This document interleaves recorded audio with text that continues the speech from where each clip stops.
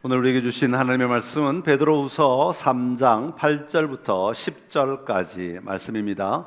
베드로후서 3장 8절부터 10절까지 우리 세 절이니까 다 같이 한 목소리로 함께 봉독하겠습니다. 사랑하는 자들아, 주께는 하루가 천년 같고 천년이 하루 같다는 이 한 가지를 잊지 말라. 주의 약속은 어떤 이들이 더디다고 생각하는 것과 같이 더딘 것이 아니라 오직 주께서는 너희를 대하여 오래 참으사 아무도 멸망하지 아니하고 다 회개하기에 이르기를 원하시느니라. 그러나 주의 날이 도둑같이 오리니 그날에는 하늘이 큰 소리로 떠나가고 물질이 뜨거운 물에 풀어지고 땅과 그 중에 있는 모든 일이 드러나리로다. 아멘. 할렐루야. 오늘 주님 앞에 나오신 여러분들을 축복합니다. 하나님의 은혜가 오늘 이 시간에도 여러분 안에 충만하기를 간절히 기원합니다. 우리 베드로후서 이제 다음 주면 마무리가 되는데 오늘은 7번째 시간으로 잊지 말라, 우리 지난주에도 기억하라, 오늘은 잊지 말라라는 제목으로 말씀 나눕니다. 한번 따라합시다. 잊지 말라.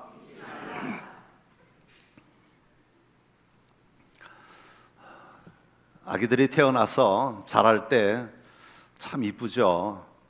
왜 이쁠까 하고 좀 생각을 해봤어요. 왜 아기들이 이쁠까? 가만히 생각해 보니까 내가 원하는 걸 다 해주니까 이쁜 것 같아. 이쁜 짓 그러면 이쁜 짓을 해요. 그럼 얼마나 이뻐요. 배꼽 인사, 그럼 애들이 또 배꼽 인사를 해요. 또 그렇게 말 잘 듣는 애들이 이쁘잖아요.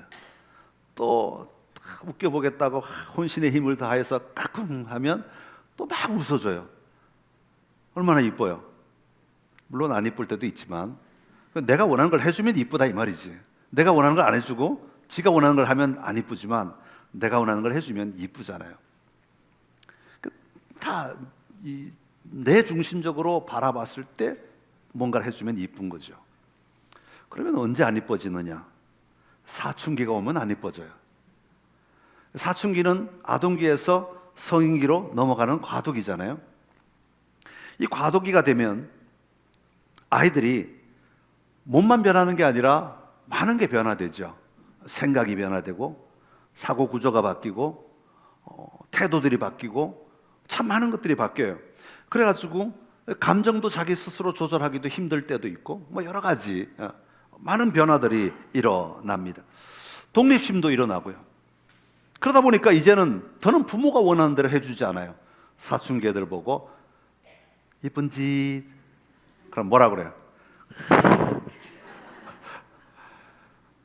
사춘기 애들 보고 배꼽 인사 그러면 무시해버리죠.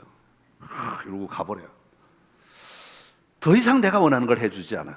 왜냐하면 자기들은 이제 객체로 인정받기를 원하는 때이기 때문에 그래요. 그래서 우리는 오히려 부모는 객관적이 되어줘야 되고 그들을 존중하고 그들이 잘 설 수 있도록 환경을 마련하고 안내해주고 또 이끌어줘야 되는 그런 자리가 되는 거죠.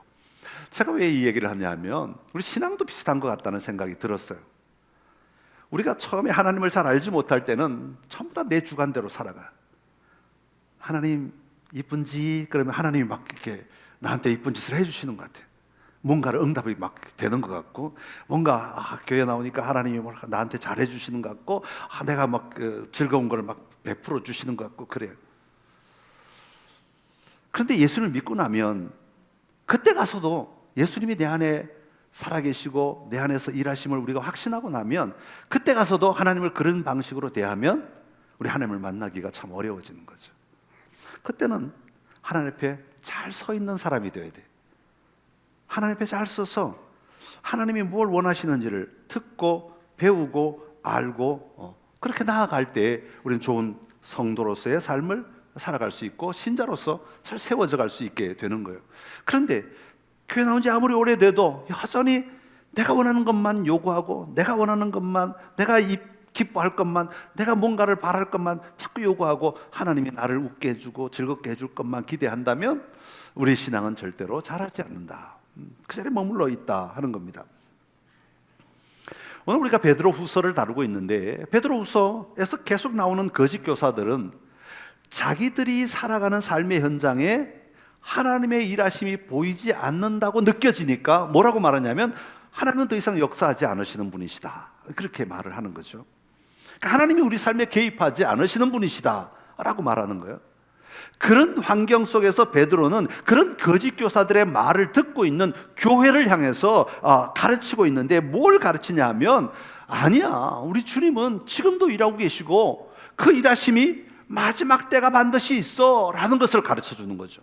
그래서 우리 주님 다시 오실 거야, 그리고 다시 오실 때가 되면 반드시 심판하실 거야 라는 것까지를 계속해서 가르쳐 주고 있는 것이 베드로 후서의 전체적인 내용입니다. 그러면서 이 베드로는 하나님의 관점에서, 우리가 원하는 우리의 요구의 관점이 아니라 하나님의 관점에서 우리는 뭘 기억하며 우리가 신앙생활을 해야 될 것인가, 이런 삶의 현장에서 이런 사람들의 말을 듣고도 흔들리지 않고 올곧게 갈 수 있는 힘이 뭐냐 하는 것을 오늘 세 절을 통해서 우리에게 소개하고 있습니다. 그것이 바로 잊지 말아야 한다라는 것이죠. 자, 그러면 우리가 잊지 말아야 될 것, 우리가 잊지 말아야 할 것은 첫 번째는 뭐냐 하면, 베드로는 하나님의 타이밍과 우리의 타이밍은 같을 수도 있지만 다를 수도 있다라는 것을 먼저 우리에게 말해주고 있습니다. 타이밍이 다르다라는 것을 잊지 말아야 된다는 거죠. 한번 따라 할까요? 타이밍이 다릅니다. 타이밍이라는 말은 다 아시죠? 야, 타이밍이 딱 들어맞네. 타이밍이 잘 맞았어. 왜 이렇게 타이밍이 안 맞는 거야? 이 타이밍이라는 말을 뜻을 국어사전에 찾아보니까 우리가 시간적으로 원하는 순간에 동작이 딱 맞춰지면 타이밍이 맞았다, 그렇게 얘기해요. 그걸 타이밍이라고 그래요. 그러니까 우리가 생각하고 어느 시간에 딱 도달했을 때 뭔가 딱 같이 일어나주면, 그 시간에 그 일이 같이 일어나주면 타이밍이 맞았다라고 이야기하는 거죠. 그런데 여러분, 지금까지 살아오시면서 모든 타이밍이 다 맞던가요? 여러분의 모든 삶의 타이밍이 다 여러분이 원하는 대로 맞던가요? 여러분의 모든 일이 다 타이밍이 맞았습니까? 세상이 여러분의 타이밍에 다 맞춰 주었습니까? 다른 사람이 여러분의 타이밍에 다 맞습니까? 그렇지 않습니다. 어떤 때는 맞아요. 어떤 때는 타이밍에 맞아서 같이 참 기쁨을 누릴 때도 있어요. 그런데 어떤 때는 타이밍이 달라요. 타이밍이 달라서 어떤 때는 왜 안 되는 거야? 왜 안 맞춰주는 거야? 이런 얘기를 할 때도 있다고 하는 거예요. 하물며 세상 속에서 우리는 타이밍이 딱 맞는 경우도 있지만 맞지 않는 경우도 같이 있다는 것입니다. 하물며 하나님과 우리의 타이밍은 충분히 다를 수 있다는 것을 우리는 분명히 이해해야 한다. 베드로는 먼저 그것을 가르치고 있는 겁니다. 우리 8절의 말씀을 한번 읽어보겠습니다. 8절 시작. 사랑하는 자들아, 주께는 하루가 천년 같고 천년이 하루 같다는 이 한 가지를 잊지 말라 하면, 주께는 하루가 천년 같고 천년의 하루 같대요. 이 말은 우리가 사용하는 시간과 하나님이 사용하는 시간이 다르다는 것은 아니에요. 여러분, 하나님은 우리가 살아가는 이 시간 밖에 계시는 하나님이 아니세요. 하나님은 오늘 우리가 살아가는 이 시간 안에 함께 걸어가고 계세요. 그러니까 오늘이라고 하는 걸 느끼는 나도 하나님도 오늘을 같이 누리고 계신다는 말이죠. 어제라는 시간도 하나님은 같이 어제를 같이 보내셨고, 내일이라는 시간도 하나님은 같이 우리와 함께 보내실 거예요. 그러니까 하나님은 이 시간의 바깥에 서서 하나님만의 시간을 가지고 운영하시는 분이 아니라, 하나님은 우리와 함께 걸어가시고 우리의 시간 속에 하나님과 함께 걸어가신다는 것을 말하고 있어요. 그런데 문제는 이 같은 시간을 걸어가는데 하나님의 타이밍과 나의 타이밍은 같을 때도 있지만, 타이밍이 맞았다 그렇게 말할 때도 있지만 타이밍이 안 맞을 때도 있다라는 겁니다. 하나님의 타이밍과 우리의 타이밍이 다를 수도 있다고 하는 겁니다. 하나님의 일하심을 내 타이밍에 맞추려고 하는 것이 아니라 우리는 그걸 인정할 필요가 있다는 거예요. 여러분, 많은 사람들이 하나님의 타이밍을 자꾸 나에게 맞추려고 그래요. 그래서 그냥 간절하게 기도하고 부르짖고 막 애를 써요. 그런데 그게 타이밍이 안 맞다고 느껴지면 어떤 일이 일어났냐 하면 우린 조급해져요. 영적으로 굉장히 조급해져요. 그리고 또 다른 방면으로는 하나님을 무시하는 일이 일어나요. 하나님이 개입 안 하시는구나, 그럼 내 방식대로 할 거야. 이게 지금 베드로가 보고 있는 교회의 모습이거든요. 무시해버려요. 하나님 일 안 하시나 보다. 하나님은 지금은 주무시나 보다. 내 방식대로 할 거야. 내 타이밍에 맞출 거야. 그러면서 막 가버리게 되는 거죠. 여러분, 특별히 우리는 제한된 시간을 가지고 살아가잖아요. 제한된 시간이라는 것은 우리에게는 모두가 다 80년, 90년, 100년, 좀 짧은가요? 110년, 120년, 별로 아멘을 안 하시네요. 하여튼 우리는 이렇게 제한된 시간을 가지고 살아가요. 그러다 보니까 우리의 모든 사고 구조는 그 제한된 시간 틀 안에서 이루어지죠. 내가 나이가 들었네, 저 사람은 젊으네, 저 사람은 어리네, 뭐 이렇게 말하는 이유는 뭐예요? 다 그 시간의 틀 안에서 내가 가진 기준 안에서 이거보다 적으면 어리다 그러고 이거보다 많으면 나이가 들었다고 말하고 다 그렇게 말하는 거예요. 우리가 가진 시간 안에 틀 안에서 가지고 있는 사고 구조죠. 근데 하나님의 시간은 100년일까요? 120년일까요? 150년일까요? 아니요, 하나님은 영원 전부터 계셨고 또 영원까지 계시는 분이라고 말해요. 그러니까 하나님의 이 시간의 레인지는 우리와는 상상할 수 없도록 굉장히 큰 분이셔요. 굉장히 큰 분이세요. 이게 측량이 불가능할 정도로 무한하신 시간을 가지고 사용하시는 하나님, 그 속에 역사하시는 하나님이시다라는 것이죠. 그래서 모세는 뭐라고 기도하냐면 시편 90편 4절에 이렇게 기도합니다. 시작. 주의 목전에는 천년이 지나간 어제 같으며 밤의 한순간 같을 뿐임이니이다. 그래서 하나님의 그 영원하심의 시간의 틀 안에서 살아가는 것과 바라보는 것과 우리의 제한된 시간의 틀 안에서 바라보는 것이 언제나 같을 수는 없다는 거예요. 타이밍이 다를 수도 있다라는 것을 우리는 봐야 된다는 거예요. 전도서 3장에 보면요, 범사의 기한이 있고 천하 만사가 다 때가 있다 그랬어요. 그러면서 날 때가 있고 죽을 때가 있고 심을 때가 있고 심은 것을 뽑을 때가 있고 말하면서 이 때를 28번 얘기해요. 모든 것에 때가 있다는 거죠. 이런 때 말고 시간이 있다는 거죠. 정해진 시간이 있다. 이 말은 인간이 모든 시간을 다 조절할 수 있는 것이 아니다라는 의미를 가지고 있는 거예요. 인간이 그 모든 시간을 다 내 마음대로 내가 원하는 대로 내가 바라는 그 시간에 그 일이 일어나도록 조정할 수 있는 역할이 아니라는 것을 얘기하는 거예요. 누가 해요? 하나님이 다스리신다는 거예요. 하나님이 그 시간의 주권자라는 것을 얘기하는 겁니다. 왜냐하면 우리는 유한하고 하나님은 무한하신 하나님이시기 때문에 그렇습니다. 그래서 하나님은 사람들에게는 영원을 사모하는 마음을 주셨다 그랬어요. 그래서 우리는 비록 유한한 시간을 살아가지만 하나님의 그 영원한 시간을 볼 수 있는 눈을 열어주신 것이죠. 그리고 그 영원하신 시간을 다스리시는 하나님을 의지할 수 있는 힘을 우리에게 주신 거죠. 지혜를 주시고 힘을 주신 거예요. 그래서 비록 지금 내가 원하는 내가 지금 고등학교 졸업할 때, 대학교 졸업할 때, 아니면 내가 뭘 할 때 요때 요거 되면 좋겠는데 라고 말하는 내 타이밍하고 그 영원하신 시간 속에서 보는 하나님의 타이밍이 안 맞아도 우리는 뭘 볼 수 있냐면 영혼을 볼 수 있단 말이죠. 그래서 하나님의 시간을 의지할 수 있는 힘이 생기게 되는 거예요. 그 신뢰합니다. 하나님이 그렇게 하시는 시간 신뢰합니다. 여러분, 많은 사람이 너무 조급하게 살아가요. 왜 조급해요? 내 기준에 다 집어넣으니까 조급하죠. 내 시간에 다 집어넣으니까 조급하죠. 내 타이밍에 모든 걸 집어넣으니까 조급해져.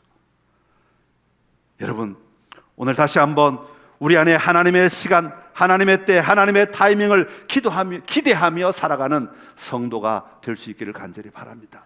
그리고 그 타이밍을 볼 수 있는 눈을 열어주셨으니까 이게 하나님이 비록 다른 사람보단 차이가 난다 할지라도 지금이 하나님이 열어주신 때가 아닐까, 지금이 또 하나님이 열어주신 때가 아닐까를 끊임없이 우리는 살필 수 있는 힘이 일어나게 되는 거죠. 여러분, 하나님이 주신 시간을 안절부절하지 말고 하나님의 타이밍을 잘 분별하여 잘 사용하는 은혜가 있기를 간절히 기원합니다. 두 번째로 우리가 잊지 말아야 할 하나님의 모습은 하나님은 인내하시는 분이시라는 것입니다. 한번 따라합시다. 인내하십니다. 9절의 말씀 우리 같이 읽어보겠습니다. 9절 시작. 주의 약속은 어떤 이들이 더디다고 생각하는 것 같이 더딘 것이 아니라 오직 주께서는 너희를 대하여 오래 참으사 아무도 멸망하지 아니하고 다 회개하기에 이르기를 원하시느니라. 아멘. 여러분, 하나님의 약속이 이루어지는 것은 더디게 이루어지는 것이 아니다. 그렇게 이야기를 먼저 합니다. 우리가 볼 때는 하나님이 매우 느리게 일하시는 것 같고 하나님이 매우 천천히 일하시는 것 같은 생각이 들 때가 있지만, 성경은 하나님은 그렇게 일부러 달팽이처럼 천천히 걸어가시는 분이 아니다 라고 얘기하고 있는 거예요. 하나님이 그렇게 더디게 반응하시는 데는 이유가 있다라는 거죠. 하나님이 그렇게 일하시는 건 하나님의 시간에 맞춰 일하고 계신다는 거예요.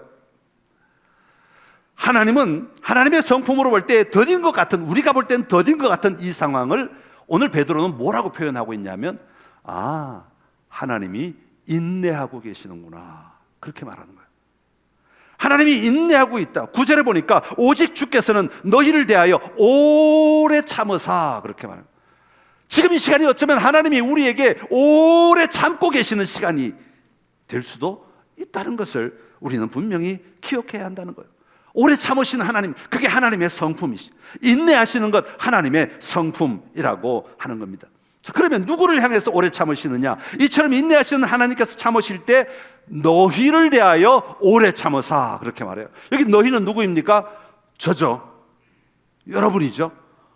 여러분이에요. 저와 여러분이에요. 너희를 대하여 오래 참아서, 하나님은 지금 저와 여러분을 향하여 오래 참고 계시는 거예요. 하나님은 지금 인내하고 계시는 겁니다. 하나님의 인내하시는 대상은 바로 저와 여러분이라고 하는 겁니다. 여러분, 만약 하나님께서 나를 향하여 참지 않으시는 하나님이시다라고 한번 생각을 해보십시오. 어떤 일이 있었을까요? 어떤 일이 있을까요? 하나님이 나를 향하여 참지 않으시는 하나님이라고 생각하면 우리는 아마 하나님 앞에서 견딜 수 없었을 것입니다. 어떤 일이 있어도 이미 그걸 뭐라고 그러죠? 사단이 났어. 그걸 결단이라고 그러나? 사단이 났어. 무슨 일이 벌어져도 한참 전에 벌어졌어. 오늘 우리가 여기 있다는 것은 하나님께서 나를 향하여 인내하셨다는 증거입니다. 오늘 우리가 이 자리에 설 수 있다고 하는 것, 오늘 이 자리를 이 시간을 맞이할 수 있다는 것은 하나님이 나를 향하여 인내하고 계시다는 증거라는 것입니다. 그러기에 하나님의 인내하심의 은혜는 다른 사람이 아니라, 세상 사람이 아니라, 믿지 않는 자들이 아니라 지금 내가 누리고 있는 것임을 우리는 분명히 기억해야 합니다.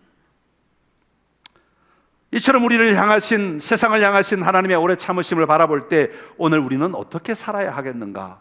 9절에 보니까 너희를 대하여 오래 참으사 아무도 멸망하지 아니하고, 그 다음 뭐라고 그랬어요? 다 회개하기에 이르기를 원하시느니라, 그렇게 말씀합니다. 우리를 향하여 오래 참으시는 이유가 있다는 거죠. 하나님이 인내하시는 이유가 있대요. 그건 뭐냐면 바로 회개하기를 원하신다. 우리가 하나님 앞에서 우리의 삶을 좀 드러내고, 하나님 앞에 우리의 잘못된 것들을 좀 드러내고, 하나님 앞에 더 몸부림치며 하나님이 기뻐하시는 삶을 살아가도록 만들어 가시기 위하여 하나님은 오래 참으신다는 거예요. 그게 회개라고 하는 겁니다. 여러분, 회개라고 하는 것은요, 내가 뭘 남의 걸 하나 훔쳤다, 그 행위를 이제 안 훔칠게요, 내가 뭐 사람을 때렸다, 이제 안 때릴게요, 그걸 말하는 게 아니에요. 그거를 내가 결단하는 것을 단순히 회개라고 말하잖아요. 성경의 회개는 그렇게 내가 훔치고 싶어라는 마음이 들어오는 그 마음 자체를 회개해야 된다는 거예요. 우리의 의지, 우리의 태도를 바꿔야 된다는 거예요. 그거를 회개하지 않으면 우리의 삶은 변화가 없다는 거죠. 오늘 내가 훔치고 안 훔치고의 문제는 아니에요. 그것을 탐하는 탐욕이 내 안에 있는 것 자체에 대하여 우리는 회개해야 된다는 거예요. 내 안에 있는 욕심들을 회개하고, 내 안에 근원적인 죄악을 향해 걸어가고 있는 내 마음을 회개하고, 내 의지를 회개해야 한다고 하는 겁니다. 또한 하나, 나를 향해서 인내하시는 하나님은 우리도 인내하며 살아가기를 원하시는 것이죠. 우리의 삶의 자리에서 예수 그리스도를 본받아 인내하며 살아갈 때 우리는 마침내 하나님이 이루실 일들을 보며 누리며 살아갈 수 있게 되기 때문에 그렇습니다. 여러분, 주님 안에서 인내하며 소망 안에 살아가는 은혜가 오늘 우리 선창의 모든 가족들 안에 충만하기를 간절히 기원합니다. 세 번째로는 우리가 잊지 말아야 할 하나님의 모습은 다시 오셔서 모든 것을 드러내시는 하나님이십니다. 한번 따라합시다. 드러내십니다. 우리 10절의 말씀인데요, 우리 10절 같이 읽어보겠습니다. 시작. 그러나 주의 날이 도둑같이 오리니 그날에는 하늘이 큰 소리로 떠나가고 물질이 뜨거운 불에 풀어지고 땅과 그 중에 있는 모든 일이 드러나리로다. 아멘. 그러나 주의 날이 도둑같이 오리니, 언제 올지 모르지만 갑자기 임하게 될 것이다 라는 거죠.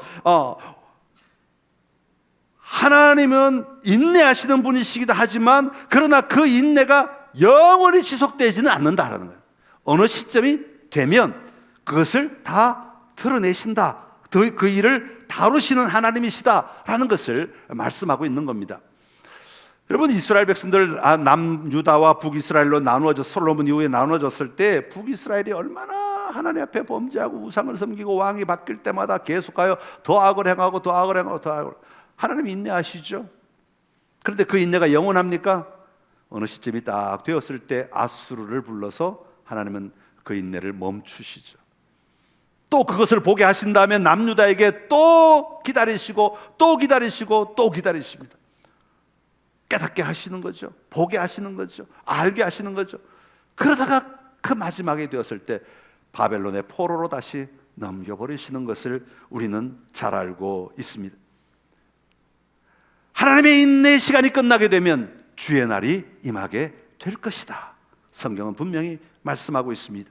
우리는 그때가 언제인지 알 수 없습니다. 하나님의 인내를 언제 멈추실지 알지 못합니다. 그러나 주님의 때가 되면 반드시 주님은 다시 오신다. 그러기에 우리 믿는 자들은 그 주님이 다시 오실 날을 목표 지점으로 삼아놓고 그 날을 향하여 살아가는 자가 되어야 한다고 말씀하고 있는 겁니다. 그러면서 오늘 베드로는 뭘 얘기하냐면, 그날이 오면 도둑같이 오리니, 오면 무슨 일이 일어나냐면 하늘이 큰 소리로 떠나간다 그랬어요.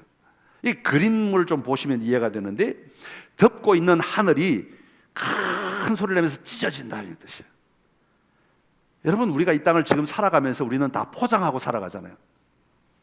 우리 맨 마지막에 포장하는 게 있잖아요. 선한 미소로 포장하기도 하고, 선한 행동으로 포장하기도 하고, 선한 모습으로 뭐 포장하기도 하고, 우린 다 괜찮은 사람인 것처럼 포장하며 살아가죠. 마지막 날이 되면 그거 다 찢어진다는 거예요. 찢어진다는 얘기는 뭐예요? 가리는 것들이 다 벗겨진다는 얘기예요. 다 벗겨지게 돼요. 그리고 나면 어떤 일이 있냐면 물질이 뜨거운 불에 풀어진다 그랬어요. 뚜껑이 쫙 찢어지고 나면 그 다음에 그 뚜껑과 맨 밑바닥 사이에 있던 이 물질들이 다 뜨거운 불로 다 태워지게 될 거예요. 여러분, 껍질이 벗겨지고 그 안에 있던 것들이 다 태워지면 뭐가 남아요? 바닥에 있는 것만 남아요. 근원만 남는다. 하나님은 그 근원을 드러내신다는 거예요. 가장 깊음의 자리에 것들을 드러내신다고 말씀하고 있는 거예요. 여러분, 온 우주가 다 마지막 때 그렇게 드러나게 되듯이 우리가 살아가는 이 세상도 다 드러나게 되고, 또한 우리의 삶도 그렇게 드러나게 될 것이라고 말씀하고 있습니다. 지금은 겹겹이 우리의 자신을 싸고 있지만 아담이 무화과 나무 잎으로 자기의 몸을 가리듯이 겹겹이 우리의 수치를 감싸고 남들에게 수치를 드러내지 않기 위해 몸부림치며 살아가고 있지만, 그날이 오면 하나님은 모든 것을 드러내실 것이라고. 내 내면에 감추어진 것들, 내 내면에 꼬깃꼬깃 숨겨놓았던 것들, 남들에게 보이고 싶지 않았던 것들까지 다 드러내시게 될 거라고 말씀하고 있는 거죠. 어릴 때 불렀던 찬양 가운데 이런 게 생각이 나요. 아름다운 마음들이 모여서. 혹시 기억하십니까? 2절에 보면 이래요. 이 다음에 예수님을 만나면 우리 뭐라 말할까? 그때에는 부끄러움 없어야지, 우리 모두 사랑해. 이 다음에 우리 주님 다시 만나면 그때는 뭘 해야 된다고? 부끄러움이 없어야 된다고. 부끄러움은 어디에 있는 거예요? 밖에 표면에 있는 것? 어제 한 행동? 오늘 한 행동 하나? 아니요. 진짜 부끄러움은 우리의 근원에 있는 거예요. 우리 근원에 있는 거예요.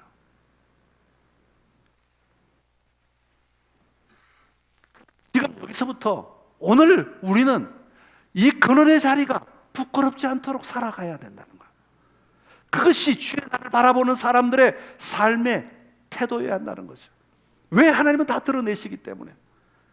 지금은 감출 수 있어요. 지금은 서로 이야기 안 하고, 지금은 서로 자기 집 개방 안 하고, 지금은 내 삶의 개인적인 시간들 다 오픈 안 하면 감출 수 있어요. 그러나 주님 오시는 그때는 다 드러나게 된다는 거죠. 그러게 우리는 그때 부끄러움이 없도록 오늘을 사는 자가 되어야 한다는 겁니다. 여러분, 우리는 참 많은 걸 두려워하며 살잖아요. 뭘 두려워하십니까? 코로나 바이러스, 우리 얼마나 두려워했어요. 지금 생각하면 안 두렵죠. 지금도 코로나 바이러스를 뭐 무서워합니까? 지금이야 뭐 아직까 그랬죠. 코로나 바이러스 처음 터졌을 때요, 용문동에 이 동네도 아니고 저 건너편에 전자상가에 한 명이 다녀갔대. 교회가 전멸됐어. 용문동에 사람이 안 다녀. 이 동네도 아니고 저 동네에. 두려웠죠. 그때는 다 죽을 줄 알았죠. 지금 보니까 어때요? 서럽잖아요. 웃기죠. 그때 왜 그랬을까? 그냥 빨리 걸리고 말걸, 그런 생각도 하잖아요. 코로나 바이러스 지나고 나니까 안 두렵죠. 핵전쟁 두려울 수 있죠. 또 그 다음 세대를 살아가는 사람들은 또 뭐라고 말할까요? 기후변화, 뭐 너무 뜨거워져, 너무 추워져, 5월 달에도 눈이 와, 뭐 이런 거 이제 몇 년 지나면요 신기하지도 않을 거예요. 그냥 또 그렇게 살아갈 거예요. 처음에는 엄청 두렵겠지만, 와, 이런 세상에서 어떻게 살아갈까? 와, 이런 더위에서 어떻게 살아갈까? 그렇지만 뭐 또 지나면 그거 별로 두렵지 않을 거예요. 그럼 우리가 진짜 두려울 게 뭘까요? 진짜 두려울 게 뭘까요? 성경은 예수 그리스도께서 다시 오실 때 이 말, 심판이야말로 정말 두려운 일이다 라고 말합니다. 우리가 방공호에 숨는다고 해결되지 않는 일이기 때문에 그렇습니다. 우리가 깊은 지하 터널에 들어가서 꽁꽁 묶고 숨어 있다고 해서 해결될 문제가 아니기 때문에 그렇습니다. 안전한 장소 하나 있다고요. 성경은 안전한 장소가 하나가 있다고요. 그건 바로 예수 그리스도라고 말씀하고 있습니다. 예수 그리스도께서 불로 이 세상을 심판하러 오시는 날 유일하게 안전한 장소는 이미 하나님의 심판의 불이 이미 있었던 곳, 거기만이 안전하다 그래요. 호주에 2009년도에 엄청난 산불이 있었대요. 뭐 수백 명이 죽고 그 산불로 인해서 많은 사람들이 산불에 휩싸여 가지고 막 사람이 그냥 그 안에서 죽어갔다고 합니다. 근데 한 남자가 산불에 갇히게 되었어요. 자기 집에 있는데 산불에 갇히게, 사방을 보니까 사방에 멀리서 산불들이 막 사방을 둘러서 막 몰려오는 거예요. 그래서 가만히 있다가 어떻게 하면 살 수 있을까 고민을 하다가 발견한 게 하나가 있어요. 이미 불이 난 곳은 괜찮다. 이미 불 타서 이제 연기만 막 올라오는데, 지금 불이 막 오른 데는 갈 수 없잖아요. 이미 불이 타서 꺼먹게 된 데는 괜찮다. 그래서 차를 몰고 거기로 빠져나왔다는 거예요. 여러분, 예수 그리스도가 괜찮은 이유는, 예수 그리스도가 안전한 이유는, 예수 그리스도가 유일한 길이 되는 이유는 이미 예수님께서 2000년 전에 우리의 모든 죄를 대신하여 십자가 위에서 심판을 받으셨기 때문입니다. 나의 모든 죄를 위하여 이미 십자가에서 그 죄의 값을 치르셨기에, 그 예수님을 붙들고 그 예수님을 향하여 나아갈 때 그 예수님이 이미 치르신 그 일로 인해서 우리는 다가올 심판날 안전하게 되는 줄로 믿습니다. 그러게 오늘 우리는 그 예수님 붙들고 우리의 삶이 드러날 것을 바라보며 하나님 앞에 살아가는 삶을 살아야 하는 것입니다. 오늘 우리의 삶의 자리에 잊지 말아야 될 것, 타이밍이 다릅니다. 타이밍이 다릅니다. 하나님의 타이밍과 우리의 타이밍은 분명히 다르다는 것을 우리는 절대로 잊지 말아야 합니다. 하나님은 인내하시는 분이십니다. 오늘을 인내하고 계신, 우리를 향하여 인내하고 계심을 우리는 기억해야 됩니다. 왜 인내하신다고요? 우리가 회개하기를 원하기 때문에. 오늘 우리가 해야 할 일은 회개하는 것이라고. 그리고 그날이 되면 다 드러내시는데 우리는 안전할 수 있는 이유는 예수 그리스도가 계시기 때문입니다. 그러게 오늘 우리는 예수 그리스도를 믿음으로 말미암아 우리의 삶을 끊임없이 변화시켜 나가는 삶을 살아야 하는 거죠. 여러분, 다시 오실 주님을 우리가 분명히 기억하며 오늘 우리의 삶의 자리에 잊지 않고 끊임없이 도전하며 나아가는 복이 있기를 간절히 축원합니다. 기도하겠습니다. 참 좋으신 우리 하나님 아버지, 은혜를 감사합니다. 우리를 자녀 삼아 주시고 우리가 하나님의 나라를 누릴 수 있도록 은혜를 베풀어 주시니 감사합니다. 그 하나님 앞에 오늘 우리가 담대하게 살아가기를 원합니다. 하나님의 타이밍이 우리의 타이밍과 다를 때가 있다는 것을 우리가 기억하며 오늘을 조급해하지 아니하고 하나님을 바라보며 하나님을 누리며 살아갈 수 있게 하여 주옵소서. 하나님, 인내하신 하나님 앞에 오늘 우리가 우리의 삶을 내어드리며 그 인내하심에 합당한 삶을 살아갈 수 있도록 우리를 깨우쳐 주시옵시고 다시 오실 주님이 다 드러내실 때 부끄럽지 않는 우리의 삶이 되도록 예수 그리스도를 의지하여 담대하게 이 땅을 믿음으로 살아가는 우리 모두가 되게 하여 주시옵소서. 그렇게 일하실 하나님을 찬양하옵고 감사드리며 예수님의 이름으로 기도드리옵나이다. 아멘.